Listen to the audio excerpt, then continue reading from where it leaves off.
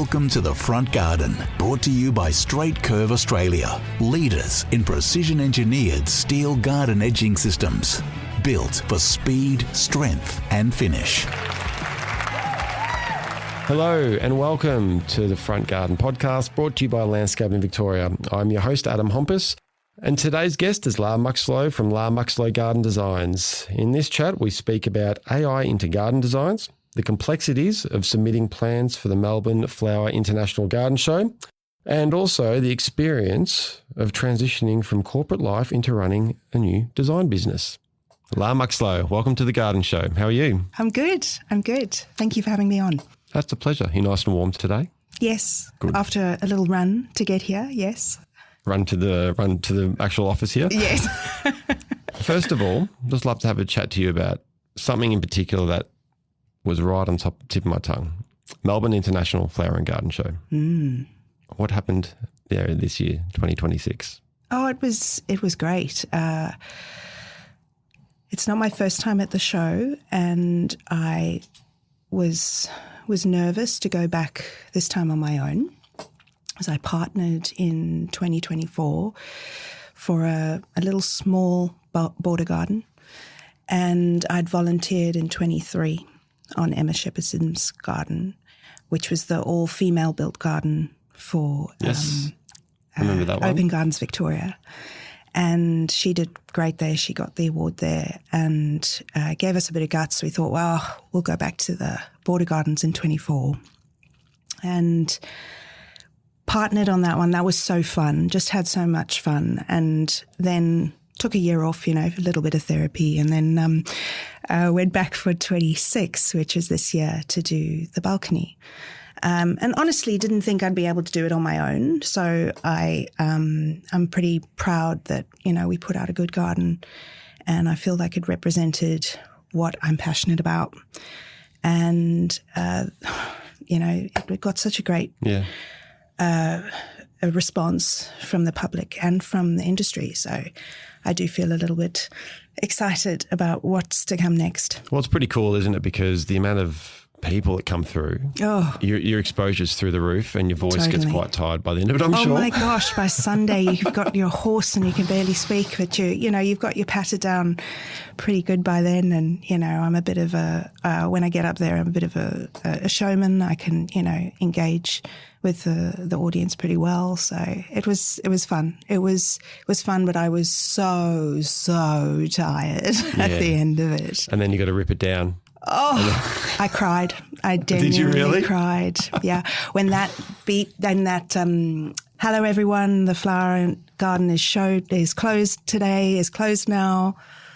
I just burst into gentle tears. Tear. No, like ugly sobbing. It was because it's this combination of all this emotion, and you got it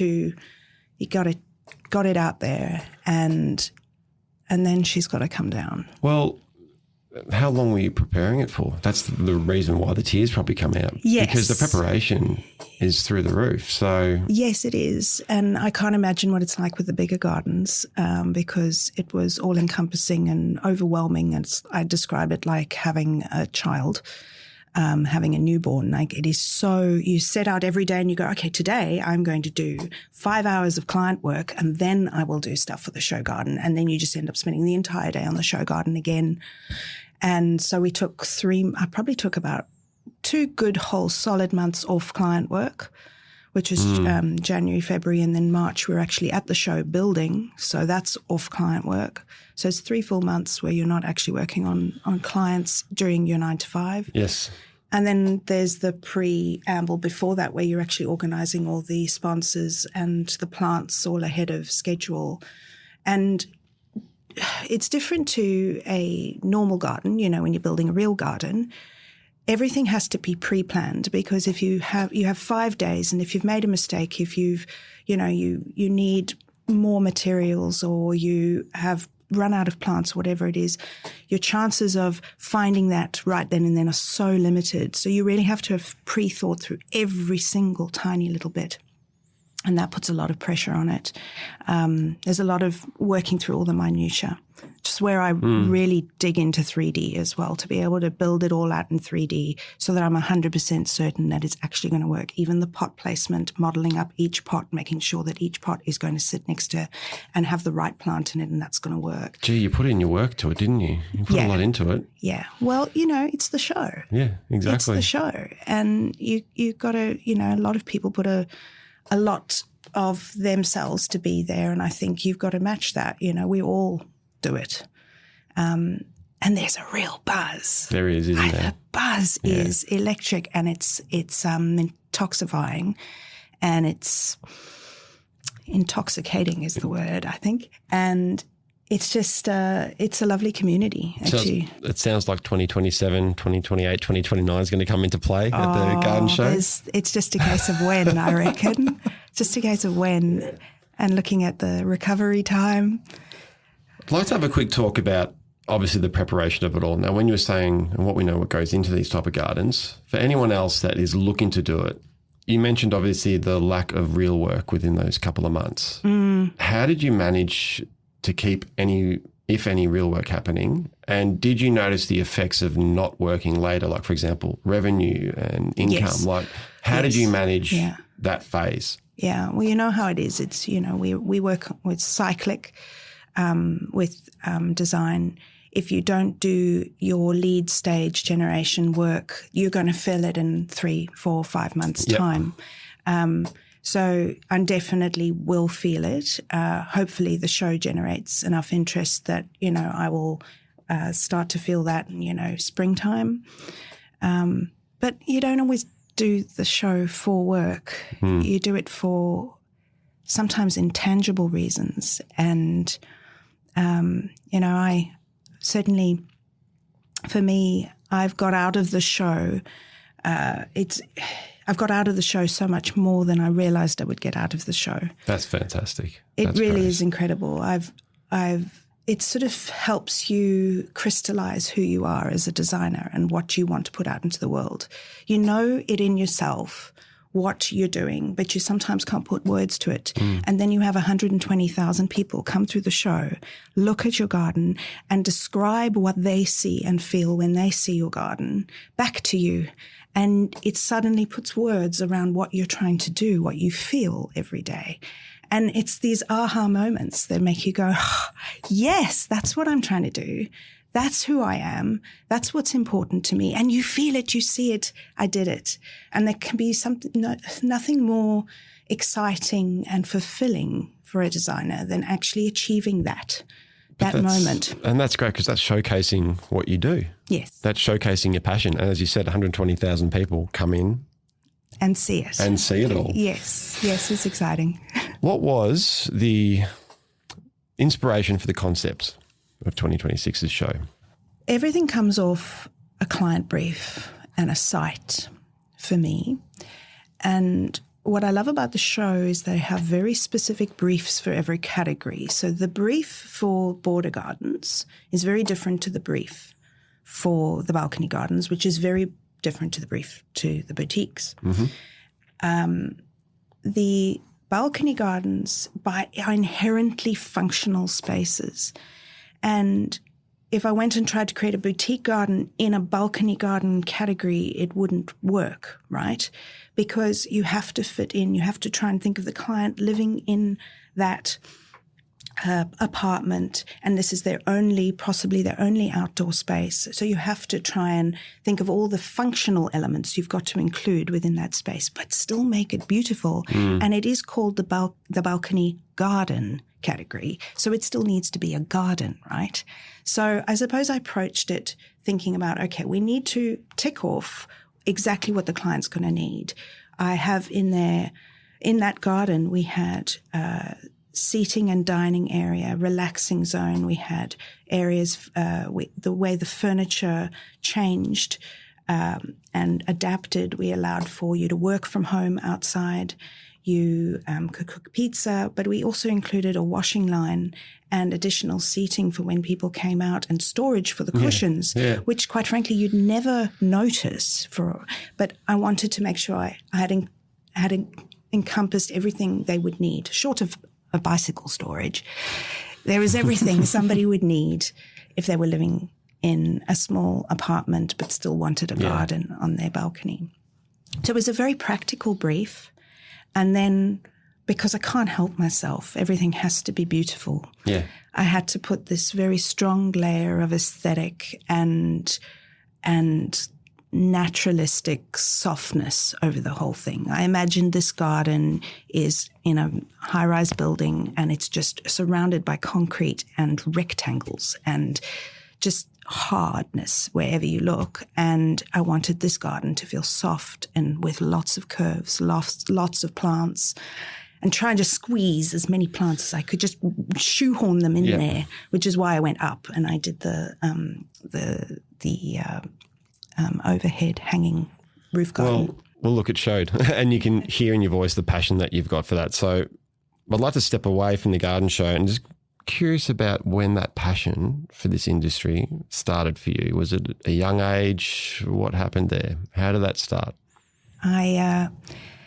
So I'm born in the UK, grew up in South Africa and backwards and forwards between Europe and did a lot of travelling around.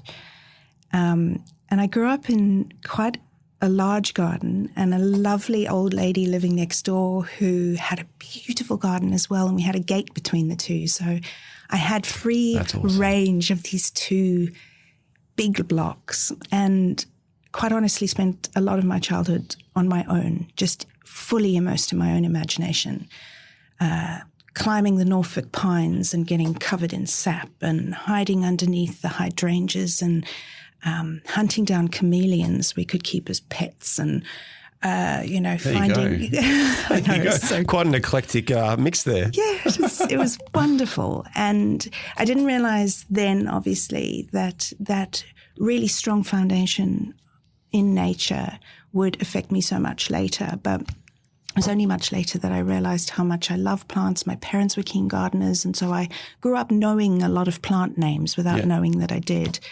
And then my parents they ran a decorating business that was attached to their antique shop. Okay. And my dad used to take me on buying trips around the world looking for antiques. Wow. And my mum was always finding old pieces of naggy furniture and then bringing them back to life with beautiful, beautiful French really linens. Cool. And then they got into flipping houses. So taking an old dump of a house and turning it into a real gem, a beauty.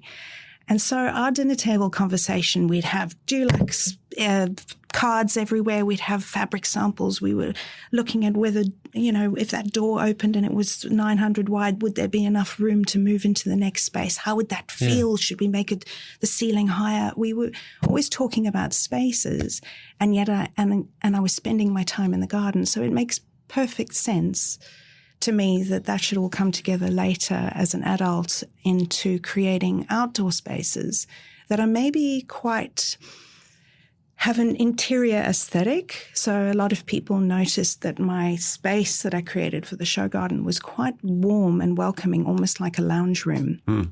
And I do like to create outdoor spaces that are as welcoming as interior spaces. So I think that's where that's all come from. But once again, the passion, how you talk with that passion is fantastic. So it sounds like it was in your blood, like your family. There was no chance. I was going to be a designer. I don't think there was any. I know it was meant to be. It was meant to be. So then that obviously grew into Muxlow Gardens. Yes. When did that start, and what inspired you to actually start your own business? Yeah, well, I ended up studying graphic design for 3 years and went to and then moved directly into web after that because web was the big thing, websites. What year was this? 2001 or something. Yeah, so it was all coming through. Yeah, it was all coming through. And so I decided to jump on that bandwagon and ran my own little studio. On dial-up internet. Oh, yeah, beep, beep, beep, beep, beep. Yeah.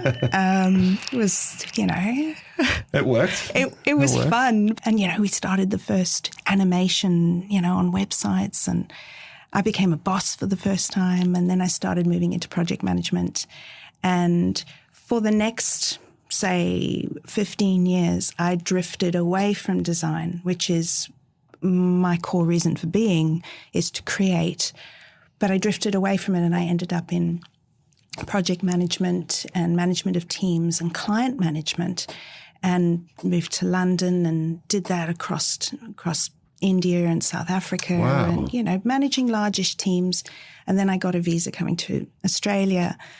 There I, was reporting to a board and I was, managing a digital department, but it all just didn't feel right. So the corporate thing. Yeah, the corporate thing. style. I mean, I love working with people and I got to work with creatives every day, but I wasn't fulfilling my reason for being here on this planet. I could feel it. Yeah. But it's funny because those things that you've learned working within this corporate also filters through into Muxlow Gardens. Totally. Those years, I thought I was off track. And I look back now and I go, damn, I was straight lining it to this point that I'm And you here didn't even now. realise it then. I didn't but even that's- realising it. Yeah. Because when you are a small business owner like myself, it's not good enough to just be a great designer. You can't just be good at design. You have to be amazing at managing clients and clients' expectations and holding their hand through the whole process and really listening to what they're trying to say and what they find beautiful and what they need. You need to be able to project manage trades. You need to be able to manage budgets. You need to be able to understand plants and how to put them together. You need to be able to understand how to actually construct things. There's so many skills involved in being a good business owner. And I realize now that all of that was just my apprenticeship to where I am now. Wow, yeah, we've summed it up beautifully, and that's exactly what happens. And you also missed out one word there, being an HR consultant as well. I'm done with that. I'm done with hiring Give that staff. to someone else, yeah. No. So just yourself, is it? Just myself, and I will work with, Yeah. I will collaborate. That's what we're doing now.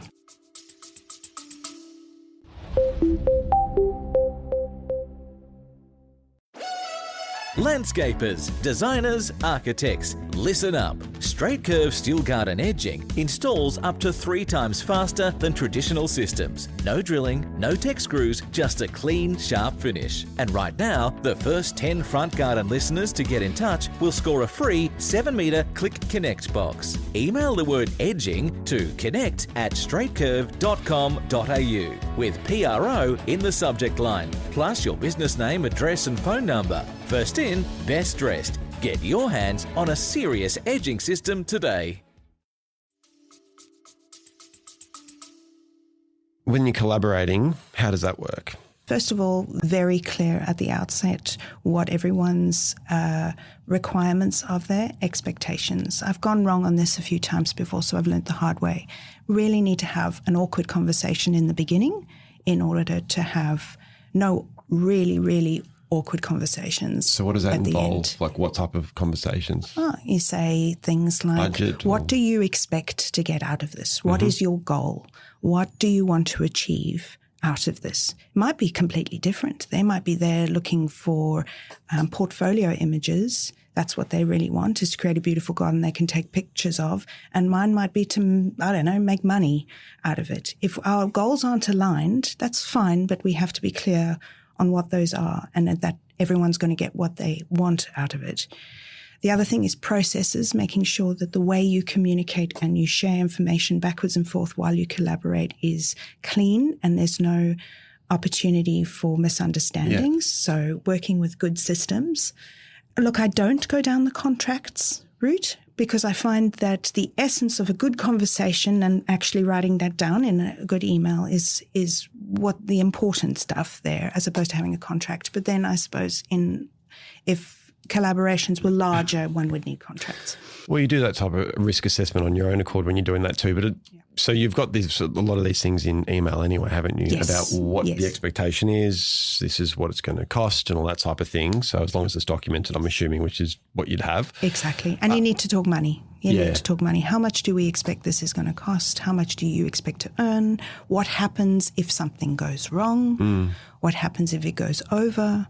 All those types of things, those awkward questions have to be asked in the beginning so that you can collaborate well, and you need to make sure that everyone is happy through it. Because ultimately, since I'm the conduit to the collaboration, because I'll usually be the client manager in that scenario, I'm the one who's going to lose out first, because I'm going to make sure that everyone else gets paid and gets what they need first.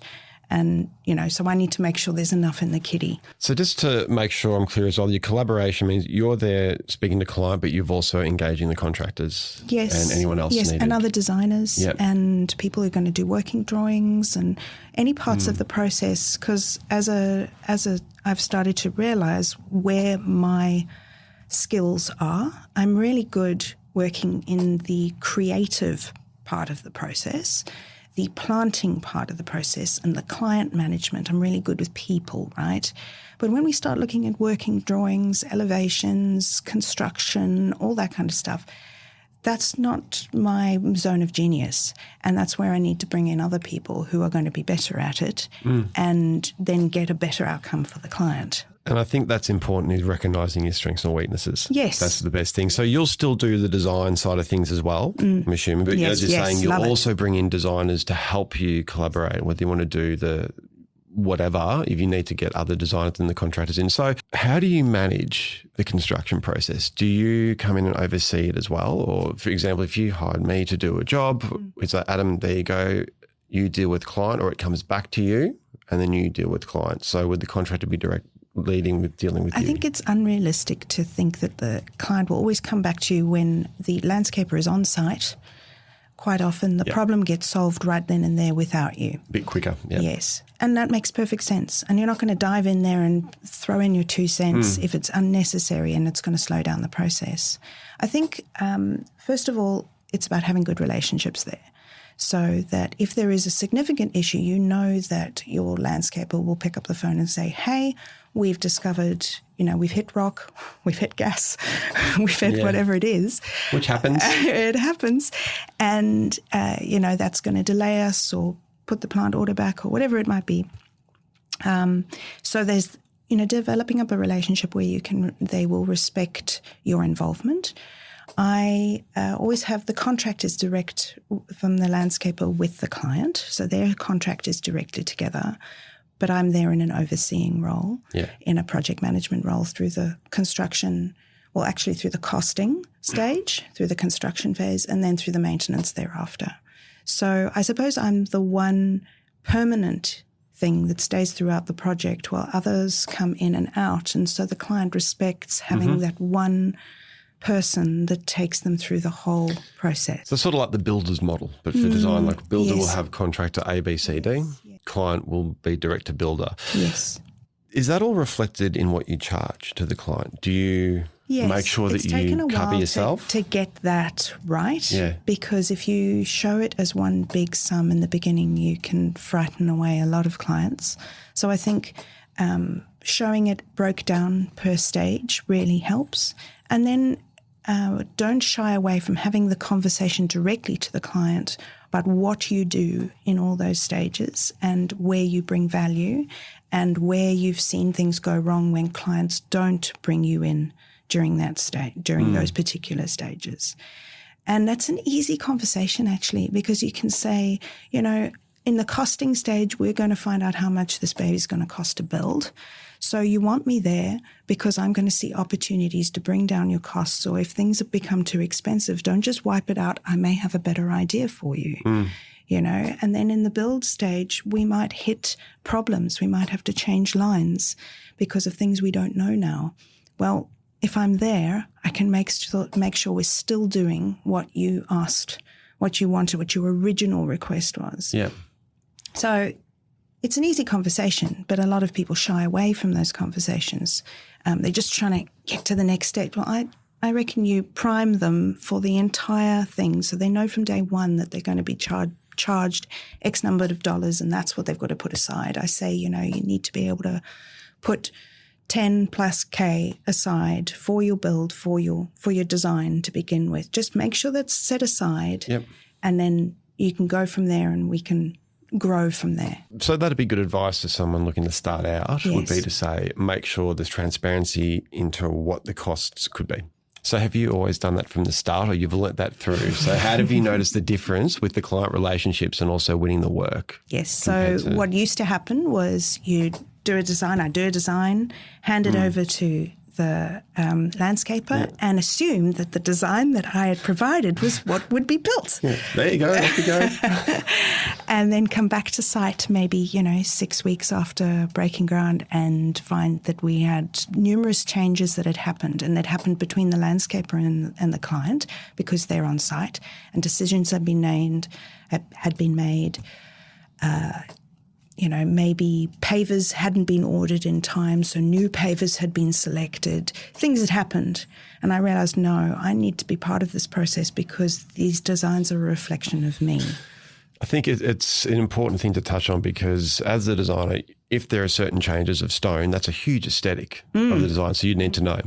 I understand if contractors might call and say, look, there's a rock here, we need to move this plant over there. Is that cool? You'd say, yes, of course. Yeah. But you're right, that communication between contractor and designer is huge. And anyone listening, I have heard that type of thing before where there hasn't been that communication and it can cause, a little bit of a rupture in the relationship. So if those issues do come up, if different stone was ordered, something like that, do you just gently remind to say, look, in the future, let us know and then maybe we can work together, as in with the contractor to ask why the stone was changed? And yeah, it's a tricky one because ultimately your relationship is ongoing with contractors. So you have to protect that relationship as you do with the client. You wouldn't go back to the client and go, damn, it's a pity we ordered that stone. Of course not. Yeah. You have to love the design, have to help them love it, whatever it turns out, even if in the back of your mind you go, well, it would have been better with the limestone. Let's just let that one go.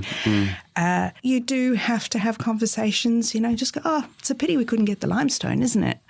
And see what happens. But keeping the relationship good is important. Relationships are everything. It's that HR thing we were talking about before, yes. But open and honesty obviously is Yes. the best way. So that's huge. But kindly. Exactly. Kindness. Open honesty in a kind manner. Absolutely. It's tricky sometimes. I'd like to touch on a little bit more into the business. Something I hear a lot about is different type of design software that people use. So what are you using at the moment? And do you have any recommendations for someone starting out of a product or a design software that would help them get off the ground? Look, I started in CAD, which was such a bad idea. And my life changed when I moved to Vectorworks. So I'm a huge Vectorworks fan. I love it to bits. And I parallel that with SketchUp. SketchUp allows me to do base block building. I used to do a lot of doing really detailed SketchUp models and then taking them into Twinmotion to pull out, nice 3Ds and walkthroughs. But I don't bother with that anymore. Now I'm using that. I build up block models in SketchUp and then move them into AI. So what's a block model, sorry? Is that block just model, the basic? So if we've got a house, we wouldn't build every single face of the house. Instead, we'd just pull up a great big square that is roughly the same size as the house. And then we might apply the material around to the house so that at least the AI knows that is the brick home. But then when I move it into AI, I might say, okay, well, I show it a picture of the actual house and I will tell it that in the block model, that's the house. Oh, okay. And So you're connecting it that way. Yes. So is that something, because Vectorworks is used a lot and I hear about it a lot. Yes. So the difference between SketchUp and Vectorworks, obviously, is it a similar platform, but does Vectorworks is a lot more powerful? No, they're absolutely different, in my opinion, the way I use them. So Vectorworks does have a 3D component, but to be honest, I've never been able to spend the time to really understand it and work with it. I find it easier to use Vectorworks entirely creating 2D drawings, okay, and my planting plans and my planting schedules, and then taking those 2D drawings into SketchUp, which is a 3D platform. So that's when now I take those 2Ds and I'll pull them up and turn them into a 3D model, 3D world. That's really good. So as you said, the block model is a basic, the measurements and everything, but not with the fine details, just so you can get the comparisons of how big things are going to be. Yes, and in particular slopes, because this is where AI really struggles, is understanding perspective and slopes. I mean, you could give it a flat garden and say, come up with this amazing idea for this garden. It's got to be contemporary or whatever, whatever prompt you put in there. And it gives you 16 stairs in this flat garden. Exactly. I'm laughing because oh my God. I've done that before. I've typed in just an AI software said, put in bluestone border around this, and it comes up with like a bluestone retaining wall, and it looks like something out of the archaic days. And I'm like, well, like a prison. Yeah, exactly. So the AI capabilities, is that built into Vectorworks? No, or is that that's a separate thing that I've tacked on to the end of my my process.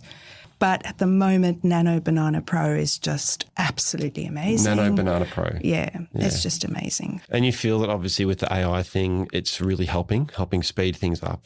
Yeah, I think at the moment it is helping speed things up, but it's not quite there for landscape design because we still have a problem with plant models actually being able to show the actual plants that we have in our mind, and it can struggle with slopes and drops. So, like retaining walls, it can show retaining walls much higher or much lower than they need to be, or just chuck in an extra 3 retaining walls that you don't need type of thing. So you need to word up the client beforehand so that you say, okay, it's not going to be perfect, but this is going to give us an idea, just a general feel for what the garden is going to look like. It's amazing to think about the things that are coming in these days, especially as in with the AI. Well, we hear about it a lot. And it's the connection, though, between AI and plants, I can't imagine is going to work very well. It's surprising. Some plants, it does really well. Like it does prostrate rosemary and miscanthus, and it even does a coria really beautifully. Yep. You ask it to stick in a sedum and they just every single one of them is flowering, and it just looks full on and too much. You have to say no flowers and then suddenly it looks better. Yep. So it's just a case of learning how to use it. And I'm starting now to build up my own plant models because I need to be able to represent, because I'm such a plant lover and, what is a garden without plants, right? I need to be able to represent what I'm doing with the plants because I'm using them.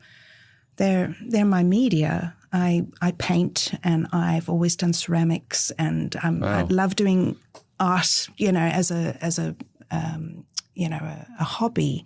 But when I discovered plants can be a media as well, and you can paint with plants, that was probably my aha moment and what, drives me as a landscape designer.